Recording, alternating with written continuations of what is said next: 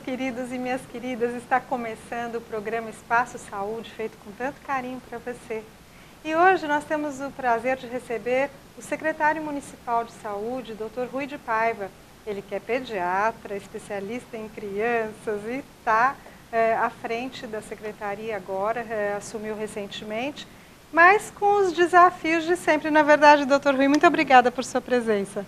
Eu que agradeço a oportunidade, é um prazer estar aqui, um prazer falar para a sua plateia, para a sua audiência. E os desafios da saúde pública brasileira e guarujaense são os mesmos há bastante tempo e ainda serão por bastante tempo à medida que a gente vai trabalhando isso. É verdade, a gente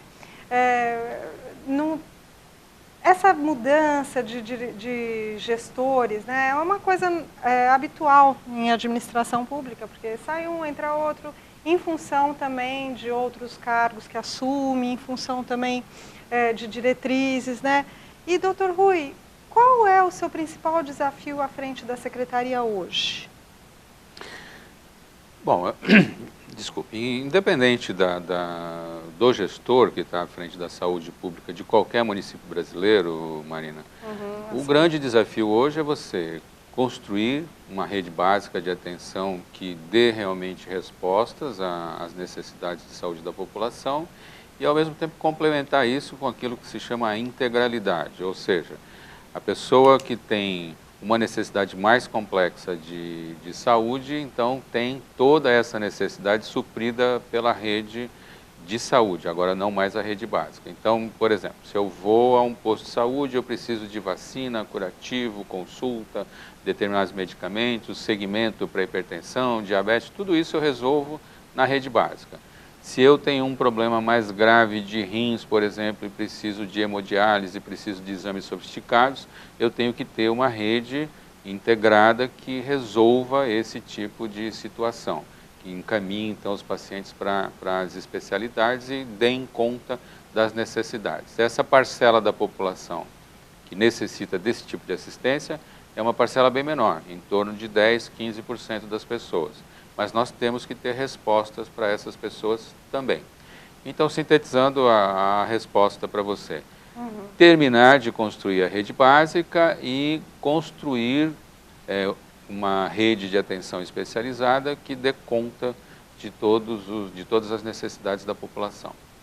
Certo. E a despeito dessa intenção, o município está bem suprido com relação à rede básica de atendimento, não está? Não, o município, é importante a sua pergunta, acho que porque a gente precisa recolocar o debate de saúde no país no seu devido eixo.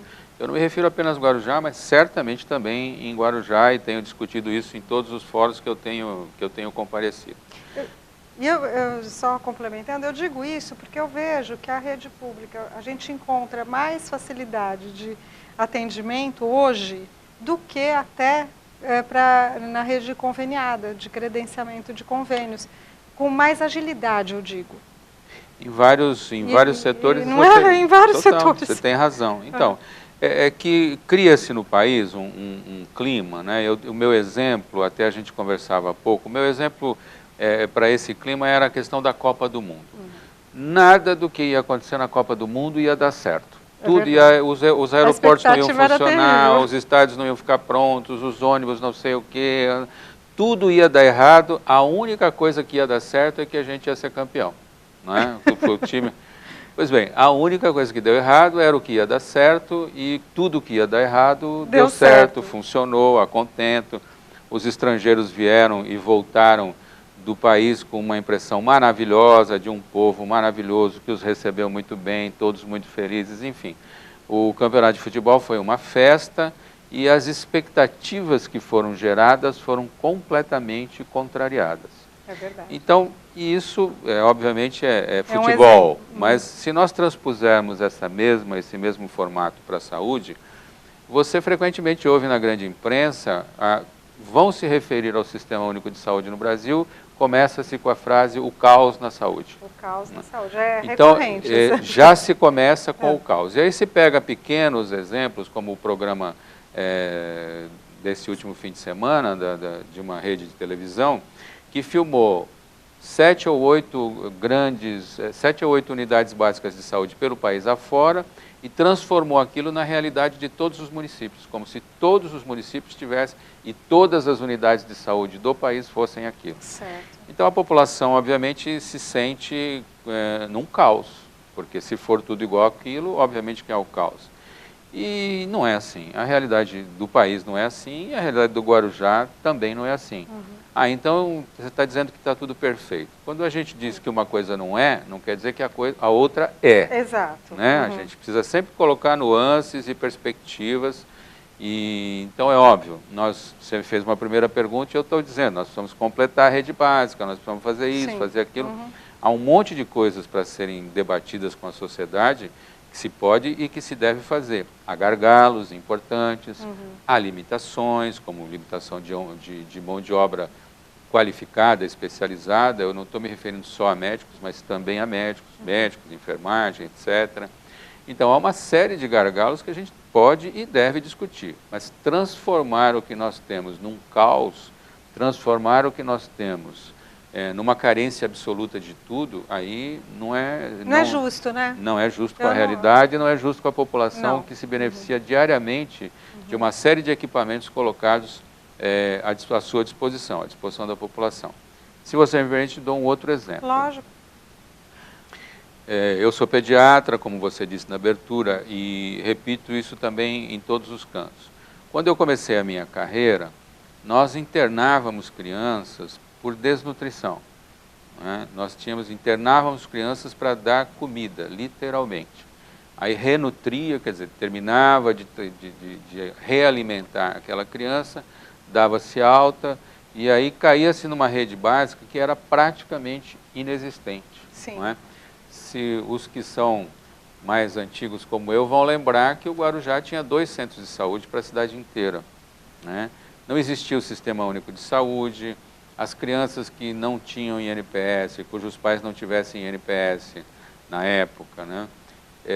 Não tinham direito a fazer exames, a fazer nenhum tipo de procedimento, não existia sistema de transplantes para crianças, não existia sistema de tratamento de câncer, não existia nada disso. Hoje você tem um calendário vacinal que é de primeiro mundo e nós temos na cidade e no país uma cobertura vacinal altíssima, o que simplesmente acabou com doenças como poliomielite, como sarampo, desapareceram.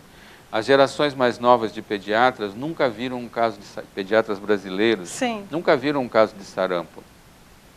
As gerações mais novas não sabem o que é difteria, não sabem o que é tétano, não sabem o que é coqueluche, nunca viram essas doenças. Tudo isso é trabalho da saúde pública. Lógico.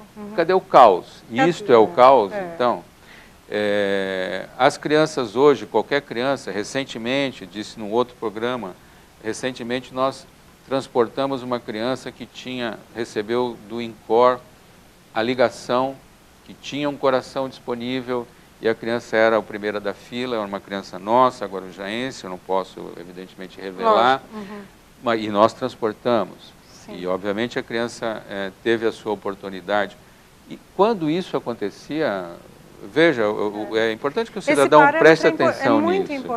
É muito importante. Chegar uma mãe no balcão do nosso pronto-socorro e dizer, olha, recebi uma ligação, eu sou fulana, o meu filho é Beltrano, eu recebi uma ligação e eu preciso de transporte para estar em São Paulo em 2 horas que a criança vai precisar estar lá, porque, enfim, houve um acidente e há um doador. Isso era uma situação há 30 anos atrás simplesmente inimaginável. Né? Assim como era inimaginável há 30 anos atrás que a gente fosse ficar livre de sarampo, de poliomielite, de tétano. Né? Tudo isso é trabalho que se acumula e que hoje está presente. Quando eu comecei a minha atividade de pediatria, a gente tinha uma dificuldade tremenda de encontrar vagas para internar crianças. O Santo Amaro tinha mais de 40 leitos disponíveis para crianças, no verão todos eles invariavelmente lotados, crianças internadas em corredor por causa de diarreias, etc. Hoje, ninguém mais fala em fazer hospital pediátrico, não é? É verdade. Por quê? Porque mudou a vida, a qualidade de vida das crianças subiu, a qualidade de assistência às crianças subiu. Se você pegar, nós fazemos, Marina, na cidade, somadas os ambulatórios, né, as unidades de saúde da família, as unidades básicas de saúde e as nossas unidades de urgência e emergência, nós fazemos mais de 1 milhão de consultas na cidade por ano. Puxa vida. O que significa que cada munícipe poderia ter passado três vezes. Exatamente. Se você não passou nenhuma, alguém passou as suas 3. Né? É um múltiplo desse número os exames complementares que nós fazemos anualmente. Né? Exames de sangue, de urina, de fezes, exames, enfim, raio-x, etc. É um múltiplo, então nós estamos falando de milhões de exames por ano. Né? Esse é o caos. Eu acho super importante trazer essa discussão ao programa. Aliás, a gente tem recebido bastante agentes públicos por conta de explicar e mostrar à população os acessos que ela tem dentro da saúde pública no município. Porque o programa, obviamente, ele é transmitido aqui no município, aqui em Guarujá, então a gente tem que mostrar para o pessoal lá de casa, né, doutor Rui, e fazer esse comparativo com uma pessoa que viveu essa saúde pública no município tanto tempo e está vivendo, né, é super importante, porque a gente não tem muita memória, né, não tem muita memória, e muita memória viva não tem também. Então, nada melhor do que contar histórias reais. Histórias reais, exatamente. Onde o senhor pode apontar esses números e aí sim o telespectador fazer a sua avaliação e sua crítica e prestando atenção em todas essas histórias. Né? Porque é muito fácil, o diz que disse. Hoje em dia, então, com rede social, a gente tem uma facilidade para acreditar em boatos, né? E sem checar. Então, eu convido todo mundo a essa reflexão e já vi que o programa não vai dar nem para o começo, porque o doutor Rui tem muita história para contar e a gente quer saber de todos. Então, o senhor já está convidado a vir novamente ao nosso programa.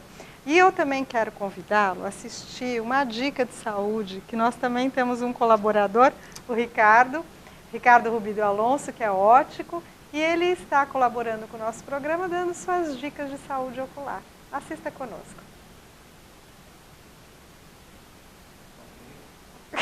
A minha carinha, assista conosco. Oi.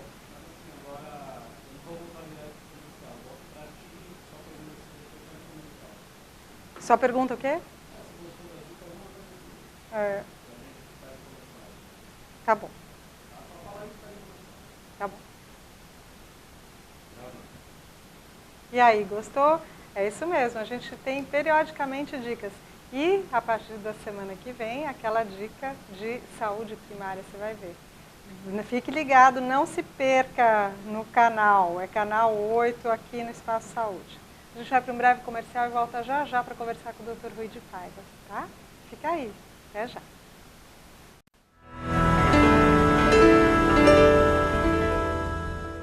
Fazer eternos momentos importantes da sua vida é a missão da Marias Produções. Do nascimento, mesmo no parto ao casamento ou no registro do crescimento da família. Arquive suas memórias em álbuns, fotolivros, fotolembranças e vídeos. Estúdio, impressão, acessórios e designer. Confira os pacotes, as ideias e os produtos. Conheça o estúdio da Marias Produções e sua equipe treinada e especializada em manter viva a sua memória, registrando os melhores momentos da sua vida. Marias Produções, o tempo passa, mas as lembranças ficam para sempre.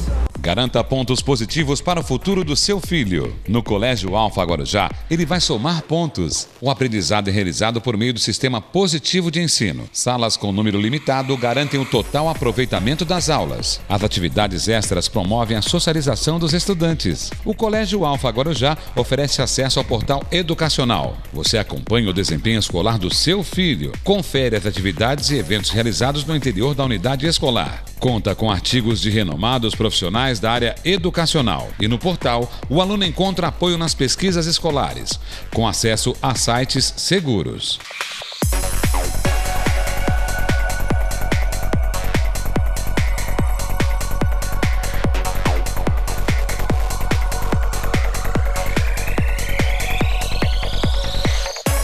A vida oferece oportunidade para todos. É a escola que faz a diferença. Venha conhecer o Colégio Alfa Guarujá e confira.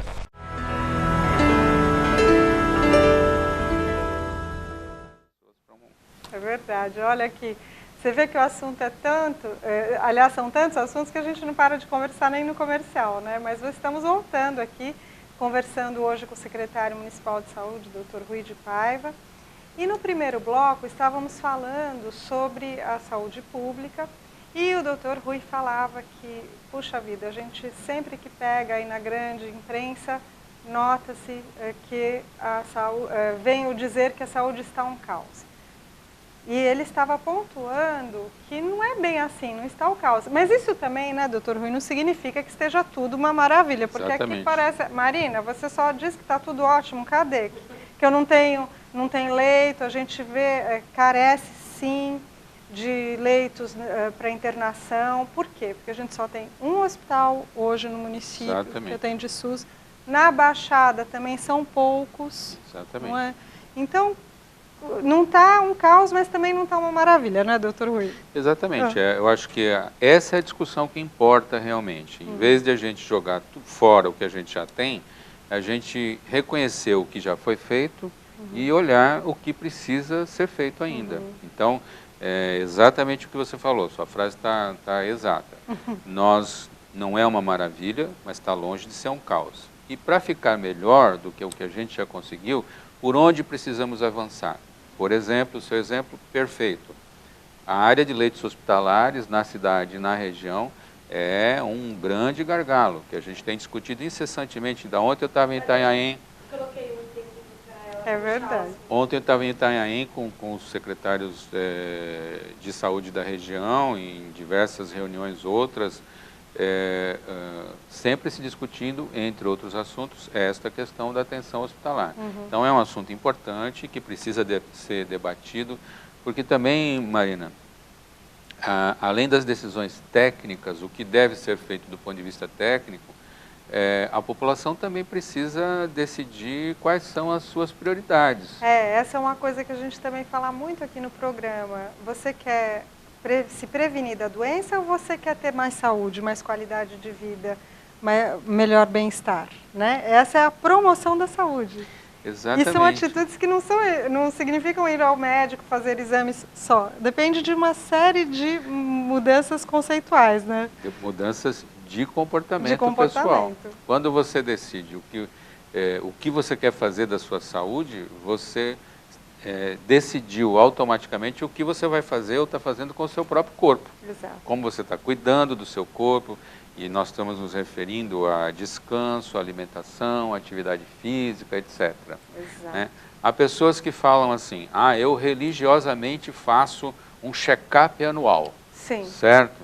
Ele faz um check-up anual, mas ele está acima do peso, exercício físico zero, sedentário. Fuma, né? Sedentarismo, fuma, né? Então, não sai do sofá. Então, achar que o check-up vai mudar a sua vida ou vai dizer que está tudo bem, não é? É uma expectativa muito otimista para esse tipo de vida que ele está levando. Exato. O Dr. Drauzio Varela, meu colega de profissão,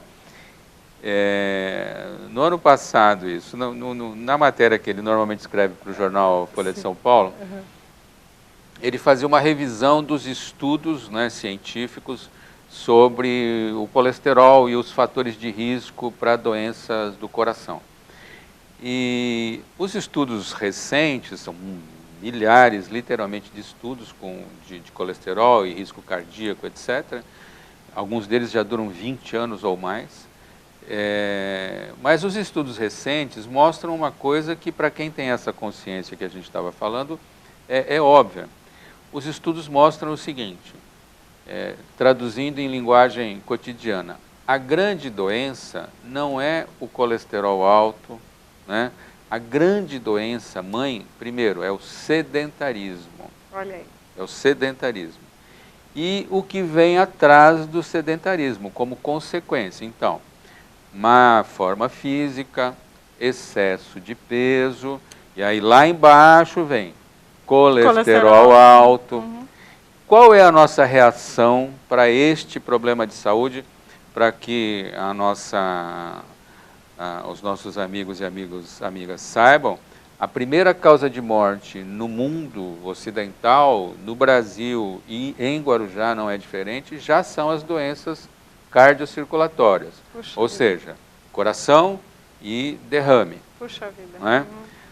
Qual é o substrato disso? Por que ocorre tanto esse tipo de doença? Por causa do sedentarismo, do excesso de peso, do cigarro, né? E aí colesterol alto, dieta inadequada e assim por diante. E aí você vai até o médico e fala, eu preciso de um remédio para diminuir meu colesterol. É exatamente. E continua em frente. A conclusão do artigo que eu citava, de uma matéria de jornal, o Dr. Drauzio dizia exatamente o seguinte, ele é muito bom escritor, coloca as coisas de uma maneira muito... Eu acompanho o blog dele também, pois é. Interessante. Então, se você procurar, há uma citação dessa matéria da Folha de São Paulo. E ele dizia o seguinte, então o sujeito ficar com peso alto, fumante, sentado no sofá a vida inteira e achar que vai tomar um comprimidinho para baixar o colesterol e isso vai resolver a vida dele, expressão dele, é pensamento mágico. Exatamente. Né? Então, voltando para a nossa discussão. É óbvio, a receita, então, não é fazer um check-up anual, um monte de exames caríssimos, na esteira e tal. Não que isso não tenha a sua importância. Sim. Mas achar que porque você fez isso e não deu nada naquele momento, você então está livre? tudo certo, não. É o pensamento mágico. É o pensamento mágico. Então, porque um dia você vai vir a ter. Vai acontecer. Vai acontecer. E no linguajar das pessoas, quando acontece, sempre é culpa de alguém. Aqui na nossa terra, ou é culpa do pronto-socorro que não deu ou não tinha o remédio, né? Ou é alguém que deu um remédio errado e a pessoa então faleceu. Para todos os que já perderam um ente querido, eu não estou querendo ser leviano com a dor. Eu também já perdi parentes, pai, enfim. Respeito muito a dor de todos. Mas se você junta numa determinada pessoa fatores de risco muito fortes, né, e frequentes e não modifica isso, então, não modificou o sedentarismo, não modificou o excesso de peso, fumou, etc. Só tomar o comprimidinho para isso ou para aquilo, da pressão ou do colesterol, não garante que você vá... gozar de boa saúde. Isso, ou seja, você pode ter um final precoce, né, ou uma sequela, sem que você esperasse por isso. Então, importante então, é mudar realmente a forma... Os hábitos, né? De vida, uma vida mais saudável, mais ativa, com uma dieta mais adequada, né? A gente discute isso, eu sou pediatra. Você sabe que hoje a gente tem crianças de 5, 6 anos obesas e com colesterol já com alto. Colesterol, né? Eu tenho lido bastante a respeito. Isso. Não se vê, quando eu era criança a gente não via isso. Não existia isso, não existia.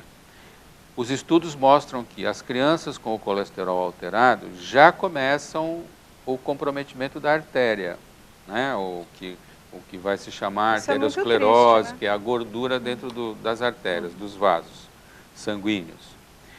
O que coloca para essas crianças a seguinte perspectiva. Normalmente, um adulto, nas décadas anteriores, um adulto comum, normal, ele teria uma elevação do colesterol a partir da 4ª, 5ª década de vida. A não ser as pessoas que têm a não ser as pessoas que têm uma doença do colesterol, mas são muito poucas pessoas. A maioria não tem, ou vai aumentar por esse fator. Então, você começa a aumentar o colesterol nessa fase da vida, o que começa, então, o problema da artéria, e você teria os problemas cardiocirculatórios dali a 30, 40 anos. Mas se eu desloco esse colesterol alto para os 5, 6, 7 anos, some 30, 40 anos... Nossa, se você com 40 e poucos anos, 50 anos, você já começa a correr um risco de um infarto, de um derrame, de morte até, ou de sequela. Ou de sequela. Numa fase em que os homens, por exemplo, ainda nem terminaram de criar os seus filhos. Exatamente, isso é uma fase muito produtiva. Exatamente. É então, preocupante, hein, doutor Rui? É preocupante, e as pessoas não olham para isso, né? Então a gente tem hoje, por exemplo, as pesquisas brasileiras mostram 20 a 30% das nossas crianças obesas, ou com excesso de peso. É uma loucura, porque a gente, nós moramos numa cidade de praia, então a gente tem a academia, que a gente tem uma amiga que fala, hoje eu acordei e vou para a academia de Deus. O que é a academia de Deus? É o exercício ao ar livre, vai caminhar na praia. E é comprovado, até o Dr. Drauzio também cita isso no seu blog constantemente, de que caminhadas diárias, não precisa ser de grande duração, de 30 minutos, de aproximadamente 30 minutos, você evita a instalação dessas doenças, não é verdade? Do colesterol. Comprovadíssimo. Isso é uma coisa comprovadíssima. Então, olha, não é que o indivíduo não... não é que as pessoas imaginam. Então, eu vou precisar comprar um material caro, tenho tênis, que ir pra academia, correr, virar um atleta. Não, ninguém vai virar atleta de Olimpíada. Né? Apenas você vai caminhar. Não precisa mais do que caminhar. 20 a 30 minutos por dia, por exemplo, a gente tem em várias unidades de saúde grupos de caminhada. Sim, né? Não que isso seja atribuição, juntando as discussões.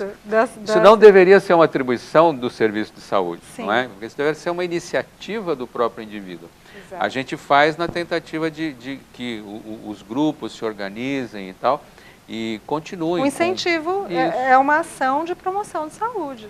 Uma ação de promoção de saúde de altíssimo impacto na saúde das pessoas. E é importante saber que o município está preocupado com isso e tem esse olhar. Muito. Doutor Rui, nosso programa já chegou ao fim. Olha que rápido. Muito rápido. Então nós temos... Não, a nossa pauta ainda não chegou nem num terço. Vamos conversar de crianças e alimentação infantil num próximo programa. Vamos sim, com prazer, viu, doutor Rui? Mais uma vez eu agradeço a sua participação.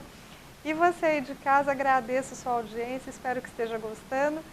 Aguardo suas críticas e sugestões na página do Facebook, na página do programa lá no Facebook.